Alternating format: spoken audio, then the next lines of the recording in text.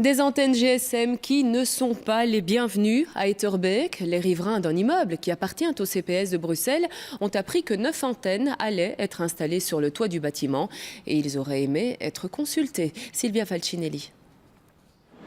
9 fois non. Les affichettes envahissent les fenêtres de cet immeuble de logement à Etterbeek. 9 comme les 9 antennes GSM qui pourraient bientôt se dresser sur le toit. Les voisins protestent. Ils estiment ne pas avoir été correctement informés et surtout ils s'inquiètent du risque lié aux ondes électromagnétiques. On a 2 crèches, on a 2 écoles maternelles et primaires. Donc dans une zone si sensible, on pense que c'est tout à fait irresponsable d'installer des antennes dont on ne sait pas si elles sont nocives ou pas. La pétition lancée par les riverains approche les 450 signatures. Une démarche appuyée par le bourgmestre qui souligne aussi l'apport financier de ces antennes pour les propriétaires qui louent leur toit, en l'occurrence ici le CPS de Bruxelles.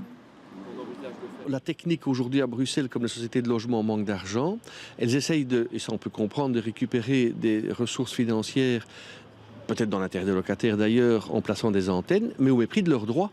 Puisque, en général, les sociétés ne demandent même pas l'avis ou n'informent même pas les locataires de leurs demandes.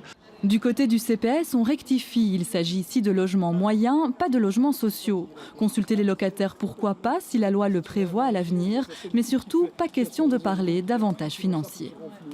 C'est pas par ce biais-là qu'on renfloue les caisses du CPS. Ça, c'est une erreur fondamentale de penser ça. C'est une location de 7 000 € par an pour 3 antennes. Donc vous imaginez que c'est pas ça qui renfloue les caisses de quoi que ce soit.